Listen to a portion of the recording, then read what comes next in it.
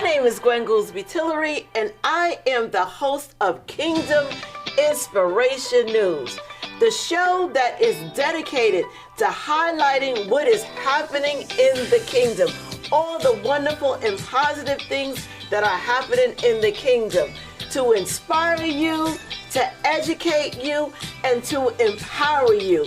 This is Kingdom Inspiration News. Hello and welcome to another episode of Kingdom Inspiration News. This morning, I'm excited to have this guest on with me, Eddie White. I actually connected with him through another KPTV person, Shakita Jackson. So thanks, Shakita, for referring this gentleman to me. I'm looking forward to this information that you're about to share with us. And I usually like to kind of highlight like what this section is going to be about. But there's so many different directions we can go on with this. You know, it could be an author highlight, it could be a business highlight, an inspirational and empowering highlight. So we're just going to call this a Kingdom Spotlight segment. And you're going to share some tips and information and nuggets with the viewing audience that ranges from your military experience as well as your training and educational expertise. So welcome to the show. Thank you. Thank you so much. I'm excited to be here and share some time with you. Good. So tell us a little bit about yourself. Absolutely. So my name is Eddie White. Like you said, my website, J. Edward White Jr., because my first name is James, but I tell people there are so many Jameses in the family, from my dad to my uncle, my cousin, that I got stuck with Eddie. So Eddie is my go-by name. I'm originally from Pittsburgh, Pennsylvania. I now live in Virginia Beach. I've been married what will be 28 years in March, and I have two grown daughters who are 27 and 26. And I am excited to spend this time with you. Like you said, I spent over almost 3 decades in the military, and I'm a small business owner, and I'm looking forward to wherever this conversation leads us this morning. Good. So, all right. Well, see, I didn't know the 28 years before we got started. So that's even another direction we could go in. Let's first start. We're going to touch on that a little bit. Let's first start with your 28 years in the military. 28 and a half to be official. 28 and a half years in the military. So what made you want to join the military, and what kept you there so long? So I mentioned I was born in Pittsburgh. I actually graduated from the University of Georgia. So I went way down south. And when I got there, I realized that if I was going to stay there and graduate, that the out-of-state fees my parents were paying, I needed to pony up. So I actually was involved in the ROTC department at the behest of my dad when I first got to Georgia. And after a couple months of realizing that I needed to do my part and actually like what I was seeing in the ROTC department, I applied for a 3-year scholarship. That 3-year scholarship got me commissioned in 1993. And after that, I was succeeding. I was doing well. I met my wife. I had my children. I was having success in my different positions. And after 10, 15 years, if you will, I realized that I can keep going until they tell me to get out. So I did a couple of career transitions, doing stuff that I still liked, got promoted to the rank of 06, which in the Army is colonel. For all those Navy folk out there, that's a captain. And at that point, why leave until they force you to leave? And actually about 30 years when they force you to leave, I ended up retiring out of Fort Eustis up in the Newport News area and settled down here in Virginia Beach. So that's kind of why I ended up staying in. And that's why I started, back almost 30 years ago. Well, now that you've given me all those details, it makes perfect sense. You apparently had a very successful career in the military. And for those who decide to stay, you can be very successful in the military. It really is dependent upon the individual. And how they basically take advantage or don't take advantage of the opportunities that are before them. Again, I have three brothers who are in the military. They did not stay in that long at all. I think the max number of years, my oldest brother, I think was 11 years. But no, he definitely didn't do that many years in the military. So, I salute you and I congratulate you. And I thank you for all those years of service that you Oh, you're gave. welcome. You're absolutely welcome.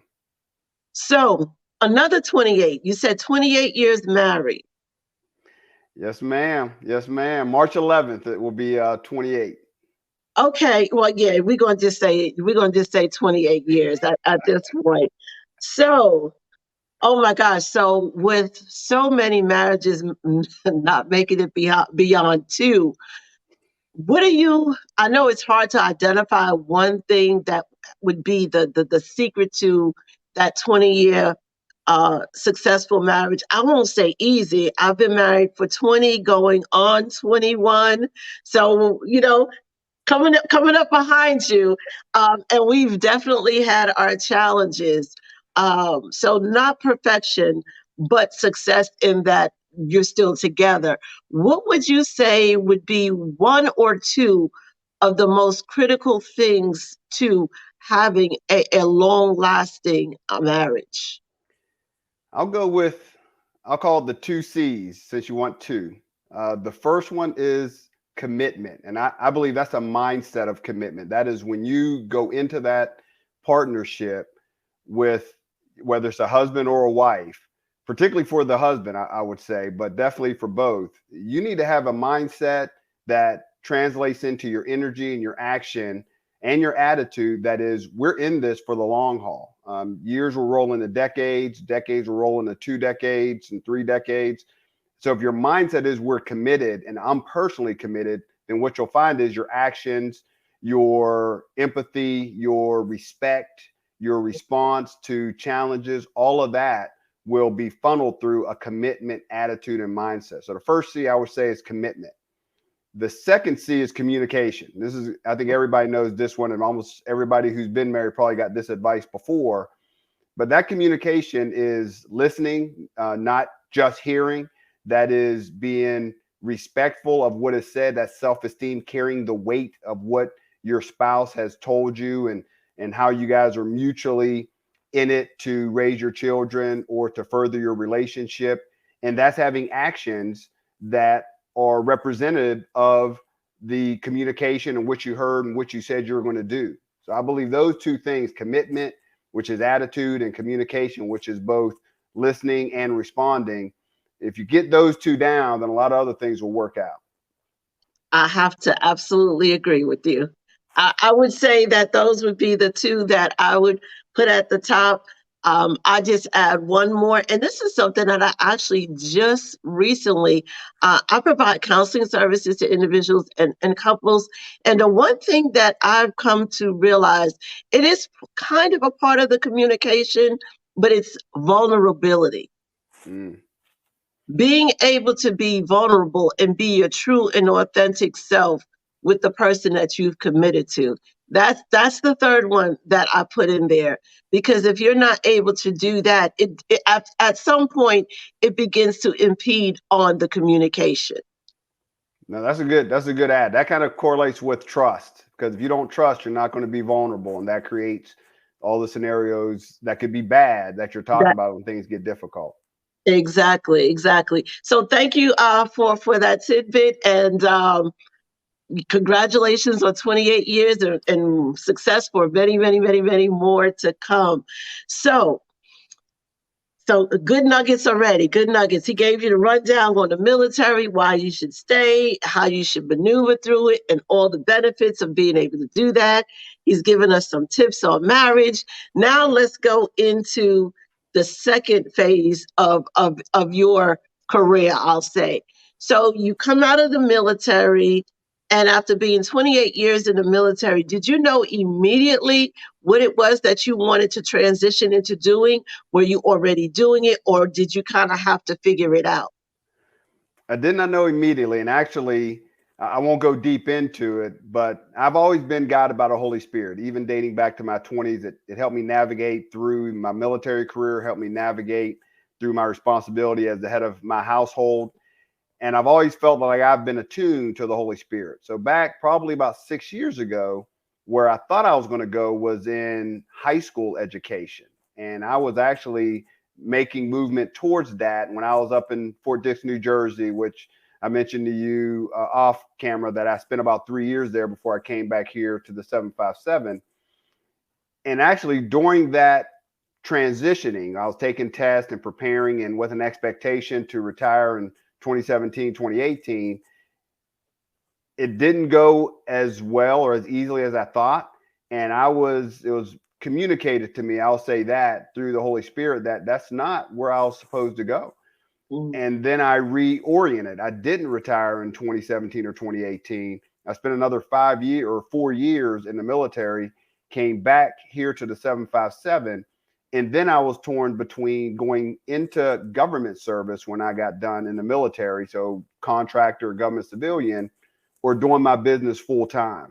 And I go back to that message that was communicated to me through the Holy Spirit that I needed to really trust in the Lord and invest in the services that I can provide through my business. And that's when I decided, probably about 4 months before my official retirement date, to do all in with my business. And that really ties into my educational spirit. I believe that that charge that I had to go into education was not high school or secondary education, but it was adult education, which has expanded since then.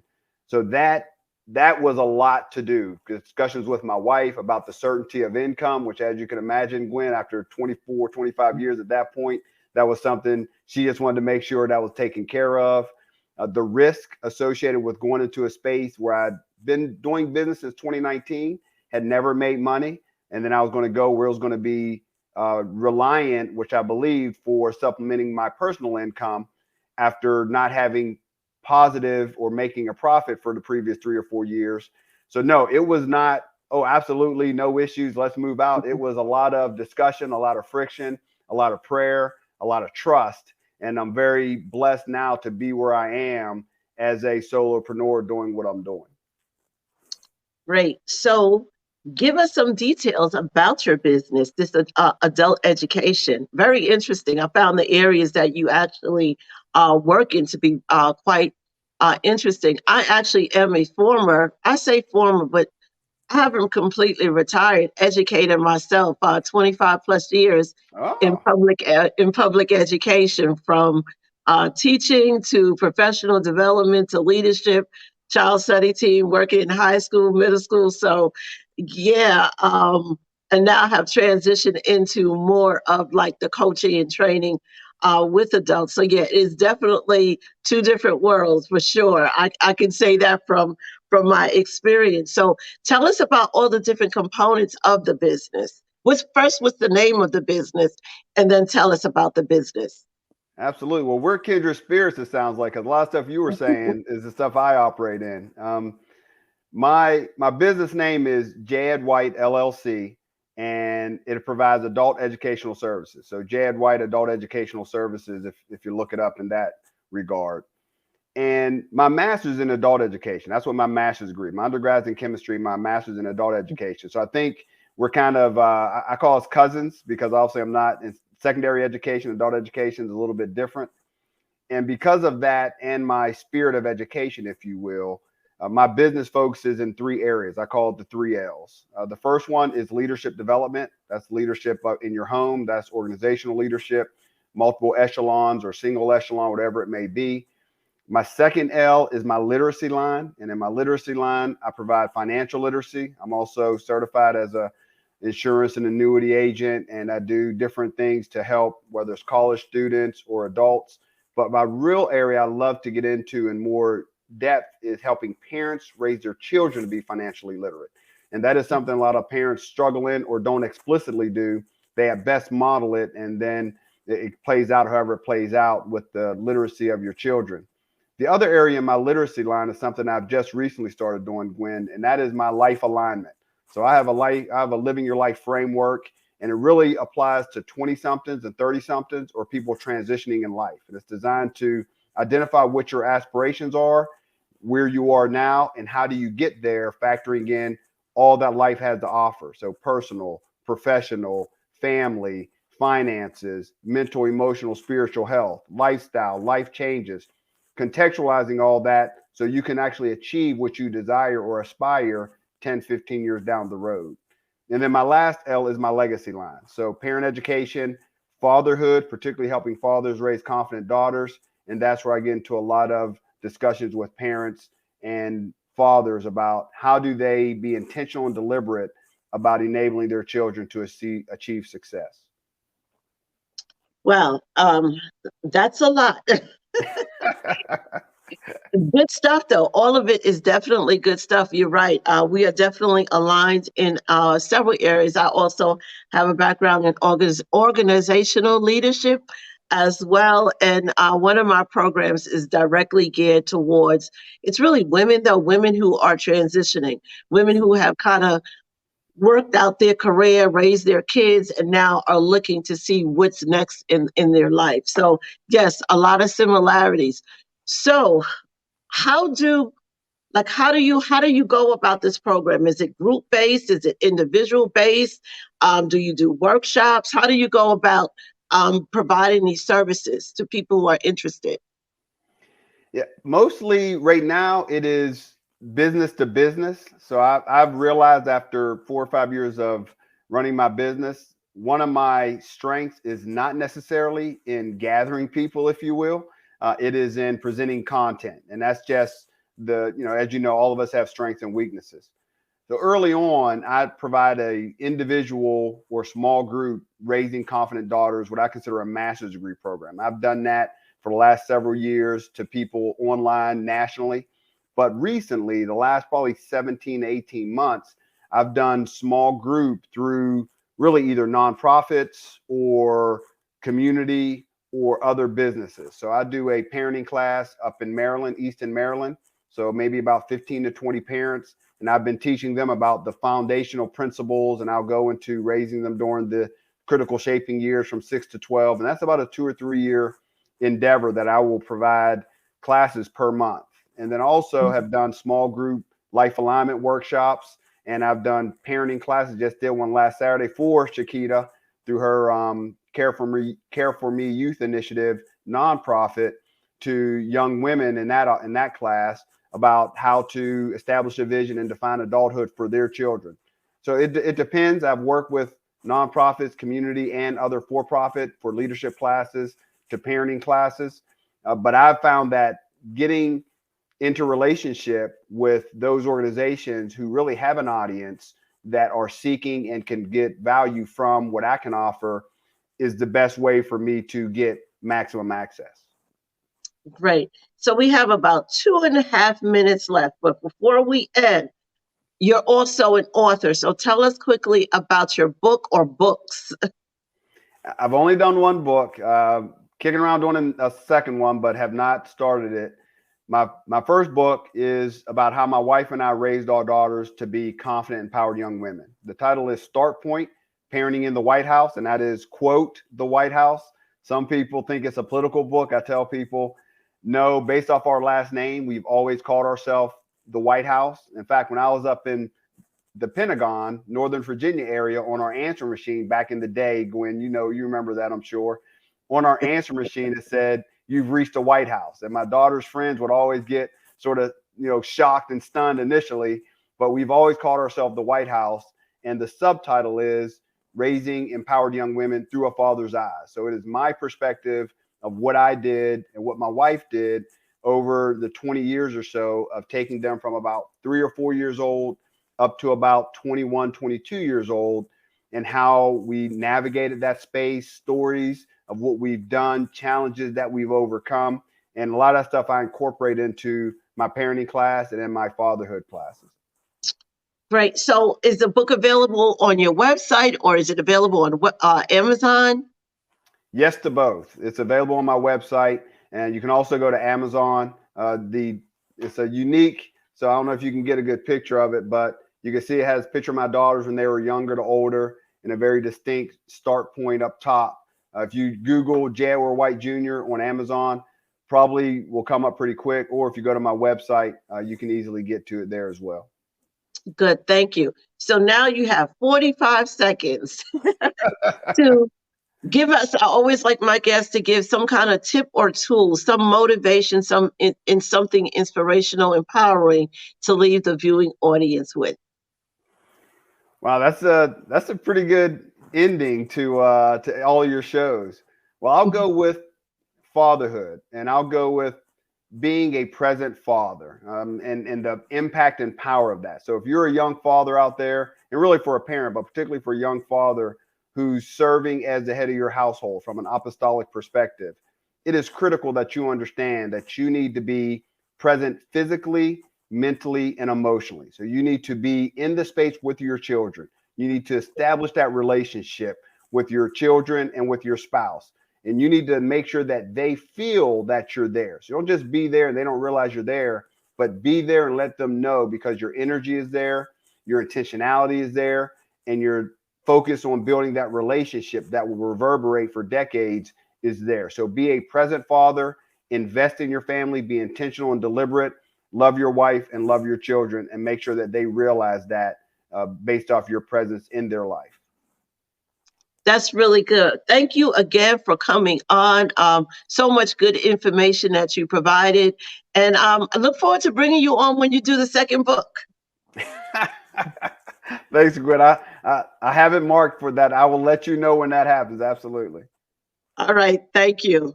Thank you. Thank you very much.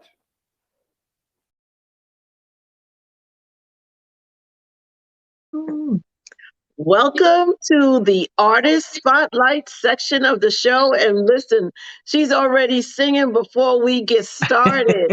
I'm excited to have on with me Kenya Robinson. So welcome to the show, Kenya. Hello, thank you. Thank you for having me. I appreciate you. My pleasure. So tell us a little bit about yourself, Kenya. Well, I'm a Dallas, Texas native, born and raised here, still here, married, 2 kids, been singing since I was 5, playing the keyboard and a little bit of everything else since I was a kid. So, music is me. So, Okay, music is me. So, well, then look, I don't have to ask you how you got started. You said you started from a child at 5 years old. Were you singing? You were singing at 5 in church, I'm guessing? yeah, of course, singing at 5 in church with the youth choir.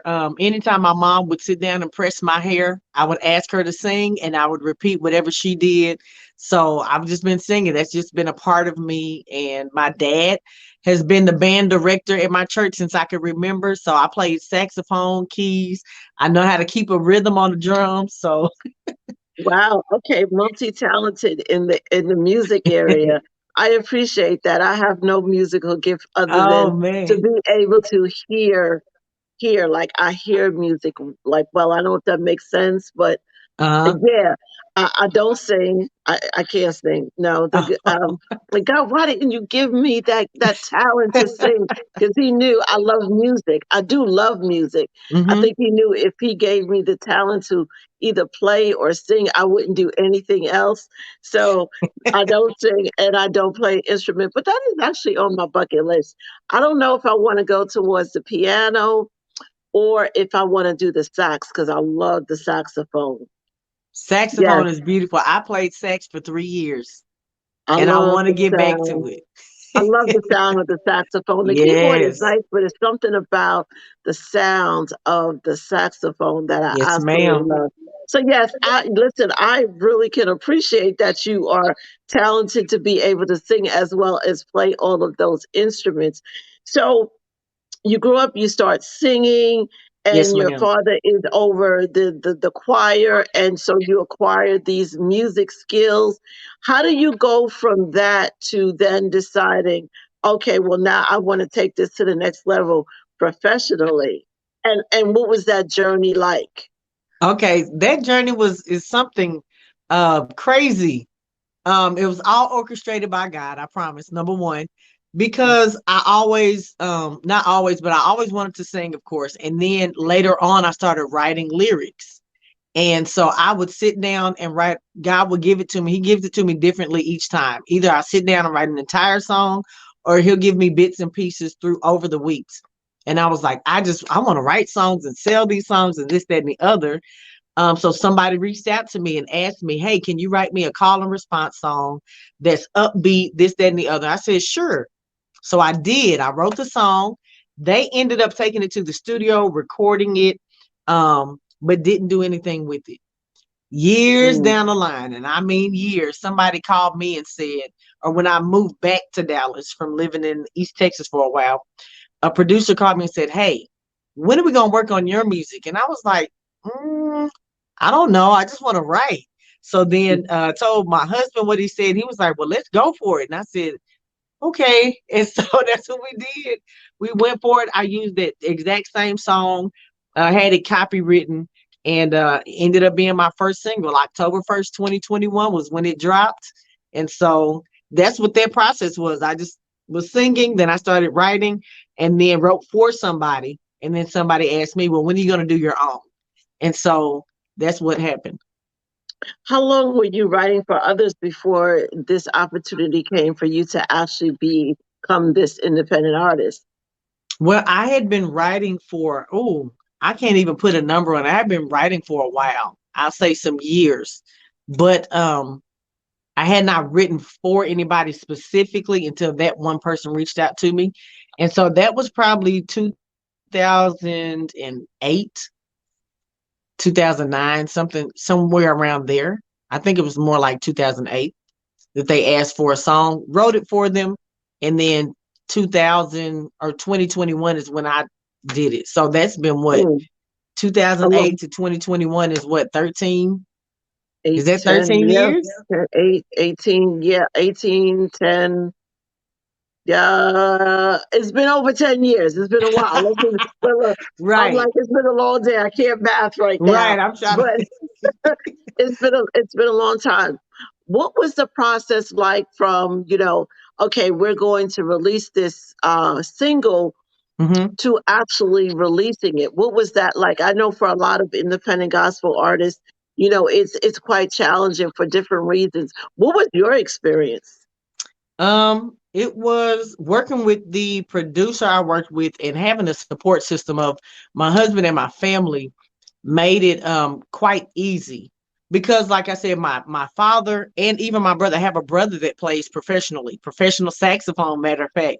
He was able to lay the horns for me. And because I grew up around music and singing, I know a lot of musicians and I have a lot of friends. And the producer is one of my friends from way back because he used to cut my brother's hair. And so he produces music now. He's an excellent musician. And so he has other connections.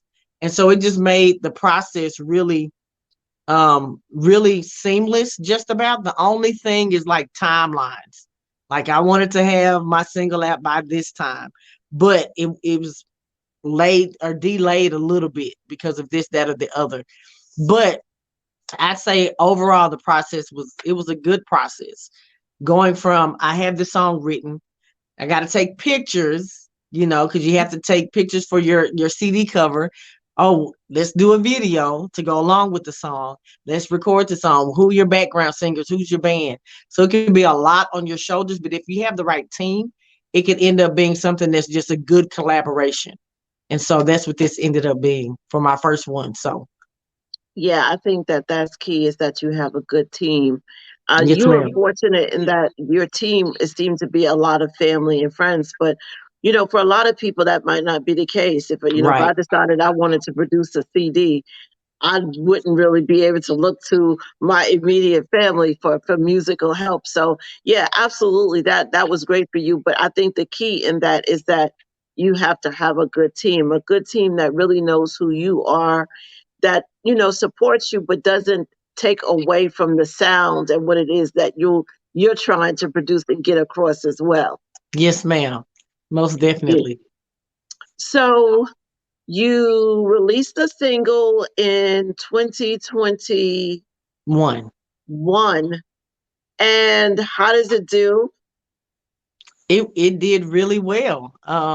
It's still doing well. It's still reaching people. Of course, it's not that initial hype that you have at the beginning, but people are still hearing it, grasping onto it, listening to it, watching it on YouTube, streaming it every once in a while. So, that's all I can ask, is that the song be effective and that it reaches people at whatever point in time God has for them to be reached. And so Yeah. that's my desire. So share with us the title of the single. The title of the single is He's Worthy. And that talks about God being worthy to be praised at all times. And just different scriptures in the Bible highlight how we are supposed to. I will bless the Lord at all times, and his praises shall continually be in my mouth. Oh, clap your hands, oh ye people, magnify the Lord with me. Things of that nature. Those songs are implemented into those scriptures, are implemented into the song to remind us that no matter what our lot is, no matter what we've been dealt with or given, God is still worthy to be praised because of Romans 8:28. I always lean on the scripture. Because of Yeah. that scripture, we can count all things joy, because we know all things are truly working together, whether they feel bad now or don't look good now. God is working it out for our good, but for his glory. And so I always say that, like Romans 8:18, for the sufferings of this present time are not worthy to be compared with the glory which shall be revealed in us. So if we understand that our suffering is connected to glory, that's why you have that song by J.J. Harrison, there will be glory after this. Like, After you're going to this. suffer for a little while, but when you come out of that suffering, look at the magnificence that God has waiting for you, the gifts he has waiting for you. For that reason, he is always worthy. And so that's what Yes. my song is about. Yes. Always worthy to be praised. So that was my post for today. I try to post something every day. Doesn't quite happen, but what God laid on my heart this morning was praise him as you go through. Praise him as you're going through. No matter Yes. what it looks like, you Yes. still have to be able to give God all the praise. Because like you said, at the end of the day, he's going to be glorified in it if we just continue to praise and trust him. Yes. Yes. So you wrote the song a while ago, and then you came to a point where you were able to record it. Did your like, I don't want to say your relationship, but when you hear that he's worthy, how did, when you initially write that song to when you were in the studio singing it, what was that change like for you? Because I know there had to be a difference. It was a difference, because now it's more personal than it was when I first wrote it. So initially I'm like, okay, I'm writing this. Oh, this sounds good. This sounds really good, right? Sounds good. He's worthy. It's upbeat. People will be up singing it. They can catch on to it. It's easy, right? That's what I'm initially thinking. Um, Over the years, I've grown as a person. I've grown in ministry. I've grown spiritually. So I've connected even more so with the song that God gave me. So recording it in the studio was like, I want people to hear and know that he's worthy. So I gotta sing it. I have to sing Right. it like I know he's worthy. And so that was the difference, I can say. I have never thought about that until you just asked me that. But that's one difference. Like, I'm writing for somebody else. It sounds good. It'll be easy to catch on to, compared to recording it yourself. And then you have people that are working with you in the studio that are professional. So they're like, they want to help you get this point across. So you can't sing it like you sing it in your living room.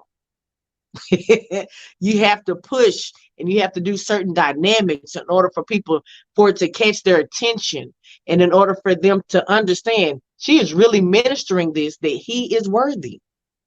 And so going Right. from writing it to singing it. or recording Yes, it. Totally different. it has to come. I'm tapping. It has to come from your heart, and Yeah, it has to be like it has to be authentic and real. And I right. feel like, and I asked you the question because when you start talking about it, like you light up. And so it lets me know that that's a personal testimony. When you say he's worthy, you're not just saying it because someone told you that. You're saying it and you're singing it because you know personally that to be the case. Yes, ma'am. Yes, ma'am. Yes, Most I can definitely. tell. I can tell when you start talking about it. I'm like, oh, this is more than just a song. This is a testimony. Yes, So ma'am. the song actually did extremely well. And as a result of it doing well, you actually received a nomination. Did you receive a nomination? Yes, I received several nominations from Rhythm of Gospel. And then, can I continue? Yes, absolutely. Okay. And I came home. God blessed me to get praise and worship artist of the year and gospel song of the year for 2022 from Rhythm of Gospel. So I was nominated for, I think, 6 awards, and God blessed me to bring home 2. So I'm super excited. I'm ready for me to finish my next one so I can see what is in store, where it will reach. To go out to the nations. Yes, that's really, really exciting. Congratulations to you. Thank you.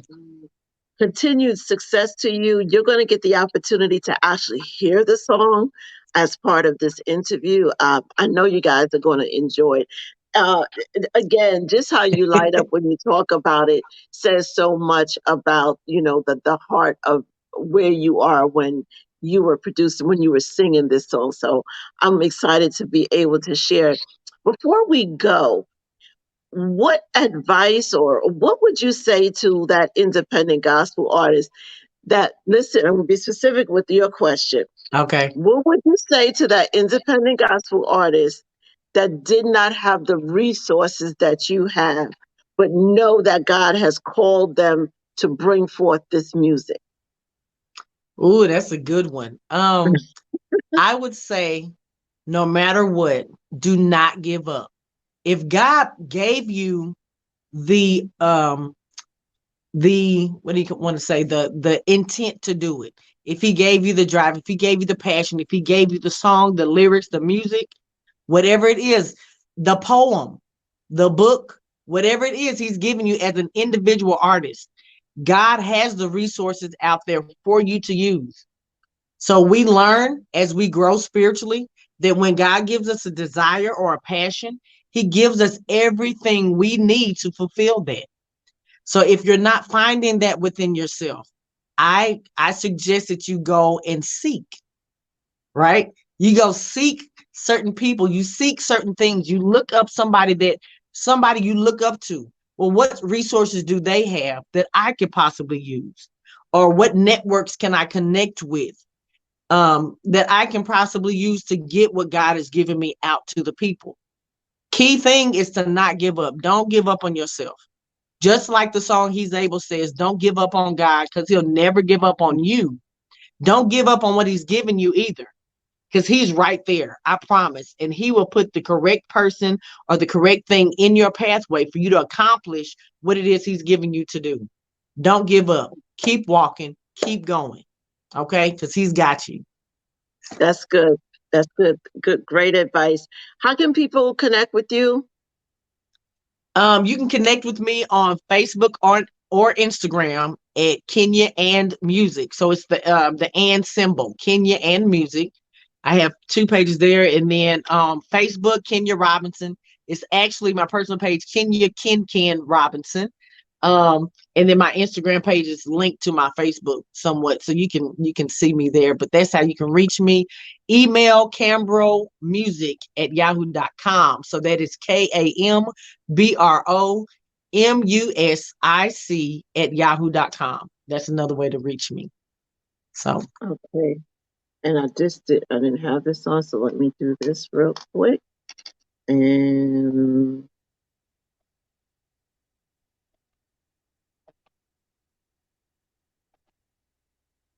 all right. So that's her name. If you search, you will be able to find her on social media. You'll be able to find her music as well. It's at the bottom, scrolling across.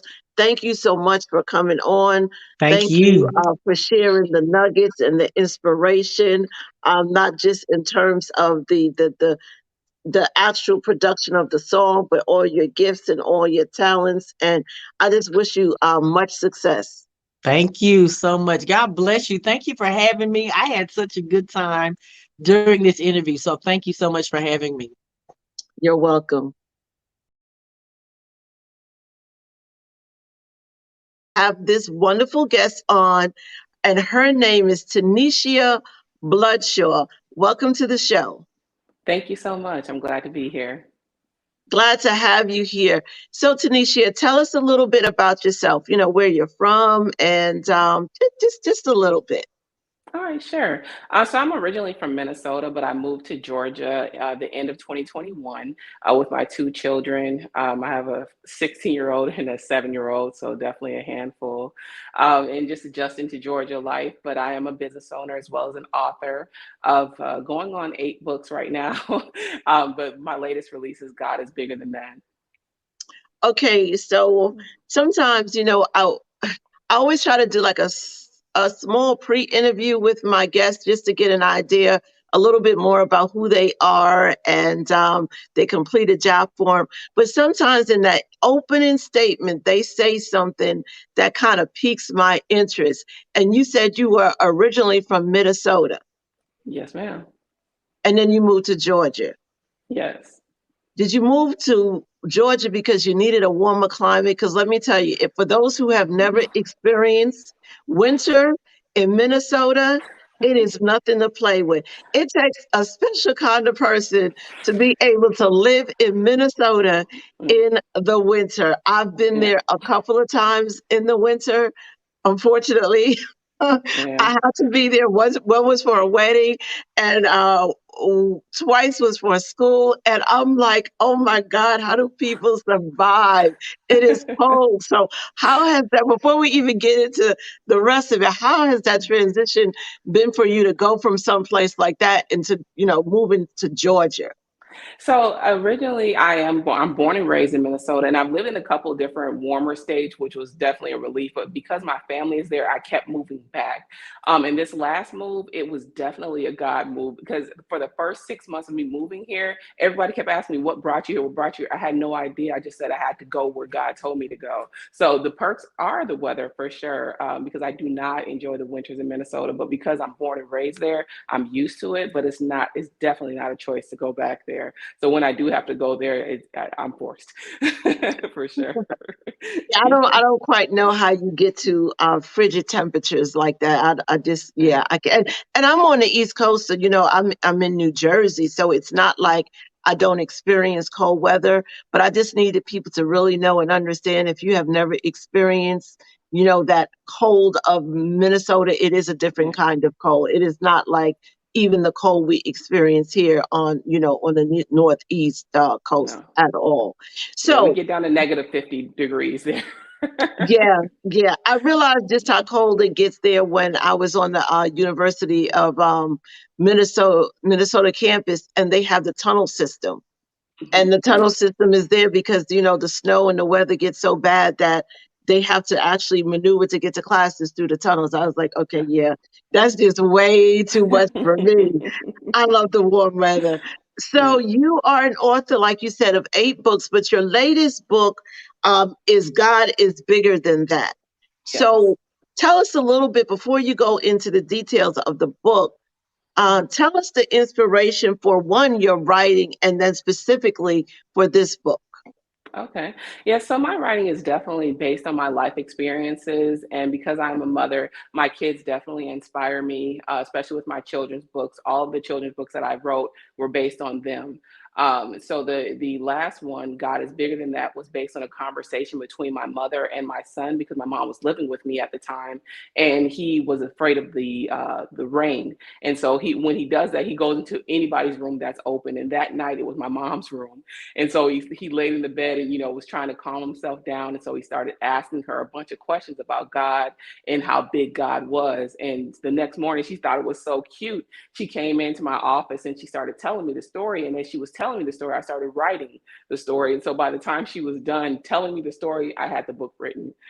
Right. All right. So tell us a little bit more about the book. Mm-hmm. So it is based on, like I said, my son, his name is Sam, and my mom, and he is basically going through an adventure with her. So he's asking her, is God bigger than the sun? And so she's kind of educating him on how big God is throughout the whole book. So it's illustrated by my younger sister. She's an artist, so she's done all the illustrations for my children's book except for one. And it just takes them through like space, and it takes them through like the moon, the stars, and it's basically telling my son just again how big God is, based on what he knows. So is God bigger than the plane? Yeah, he's bigger than the plane. And not only is he bigger than the plane, he shows you different things throughout the universe, about how big God is, so that my son had a bigger understanding. And even, that how we teach how God is in our hearts, just giving them the understanding that even if that God is in our hearts, he's everywhere. And so that's what the book is about. And it has a colorful depiction of how God is in comparison to like the mountains and the stars and the moon and that type of thing.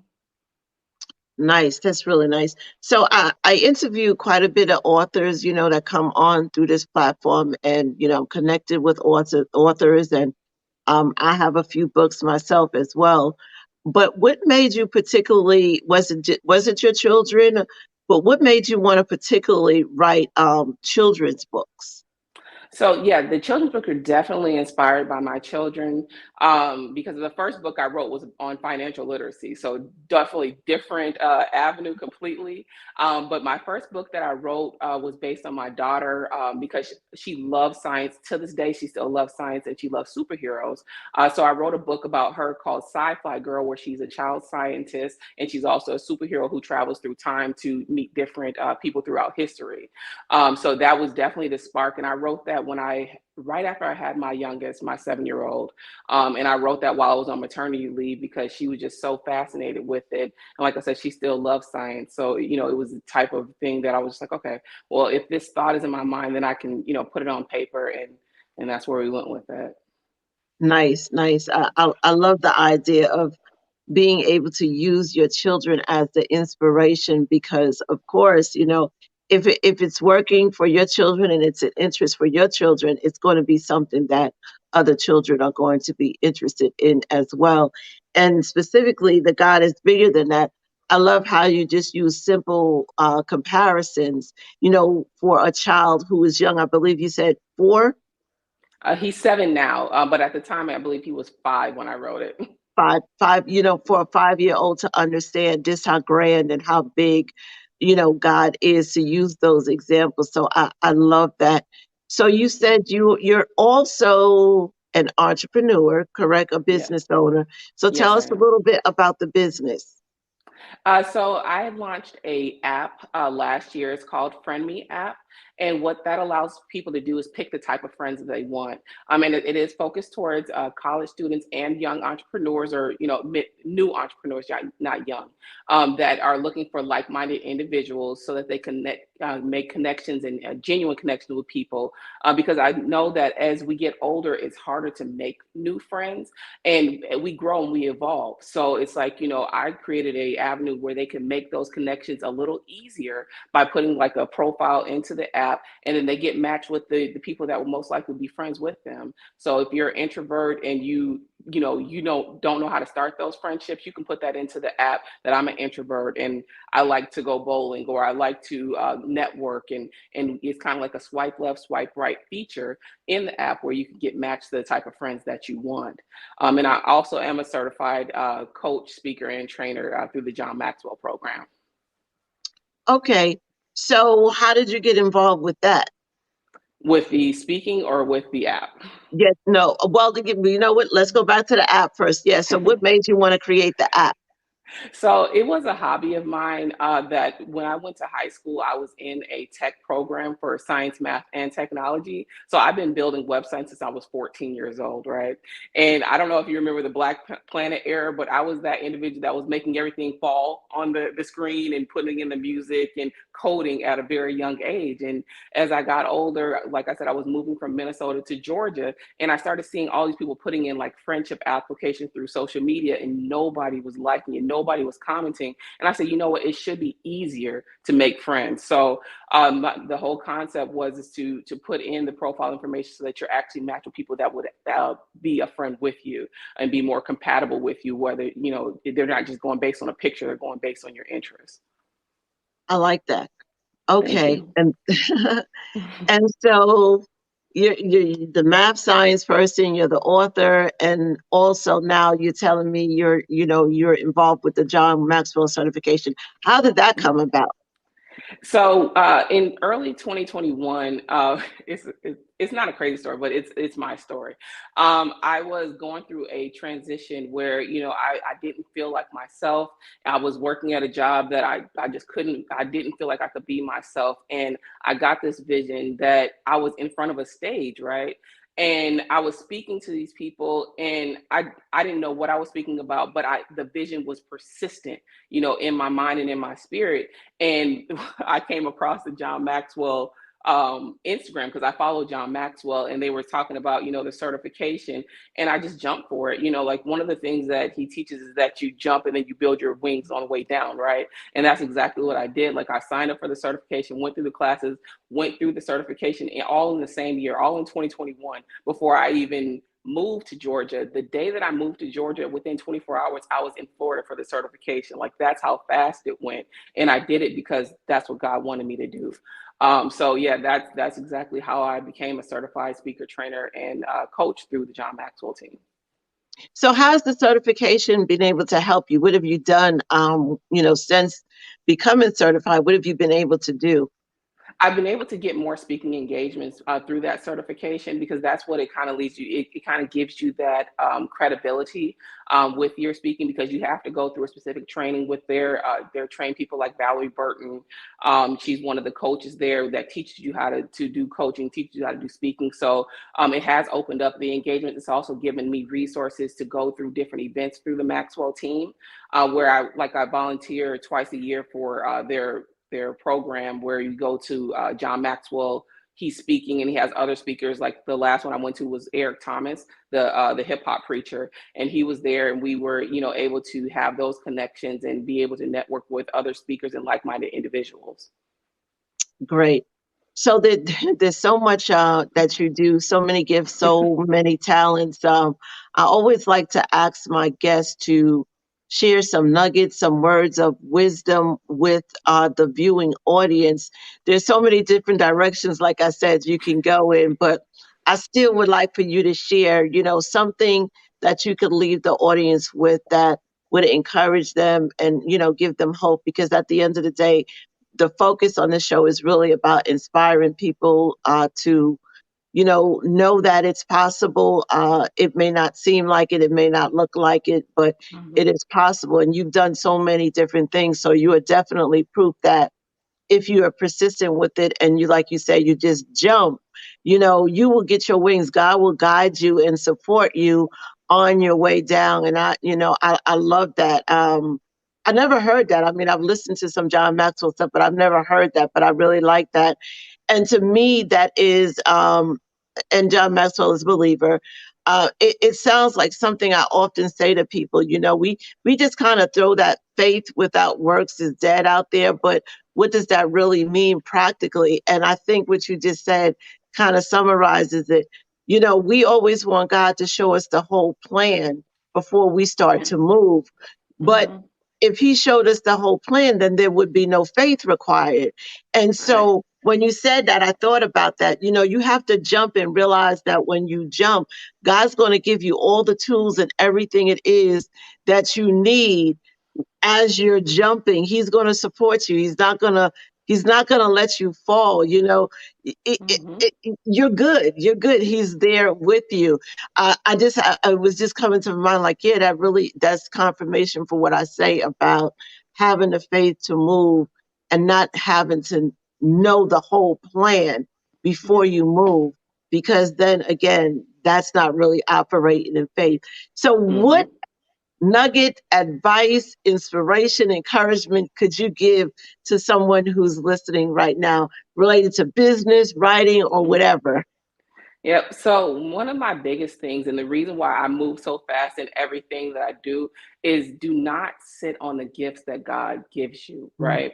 Because the thing is, He will give it to you, but if you do not act on it, He will give it to someone else. And I experienced that where I had an idea and I sat on it and I thought I was supposed to do it with a certain individual, right? So I was so invested with partnering with this individual that I let God had put that gift in me and I gave it to it was given to someone else, right? And that was $1 billion idea that I got to see every single day when I went to the Mall of America, because the idea was parking sensors, right? And I was given this idea years ago and I sat on it, right? And so it was given to someone else. So now when God puts that seed in me, I jump on it right away and I nurture it right away. I don't know where it's going to lead me. I don't. But I know that if God gave it to me and it's persistent in my spirit, that I have to move on it. And that's what I encourage everyone that I coach, that I speak to, is that when God gives you that gift, jump on it. And He'll show you. He'll definitely guide you through the process, because He gave you the idea and He's going to see you through to the end. Perfect. I love it. Yes, that same advice I would give to many is that you just have to trust the process. You have to trust that if He has given it to you, and it almost comes to the point where it like is almost irritating your soul because you're not moving in it. I Mm-hmm. call it that spiritual irritation that you get because you're sitting and not moving. You know that that's God speaking to you, and so Yeah. just move. He will have you. Just learn to step out on faith and move. Thank you so much, Tenishia, for You're coming welcome. on. I wish you all the best in all the different areas of your life, with the app, Thank you. with the continued writing of the children's books. I think we need more of that, honestly, in terms of just equipping kids to really continue to be dreamers and know who God is. That is an area I feel like is really a great area to be in. Again, I don't really get to talk to many people who are in the area of dealing with children's literature. So I appreciate that and applaud you for that. And then Thank you. continued success with your speaking and your coaching as well. Thank you again for being on. Yeah. Thank you so much for having me. It was great speaking with you.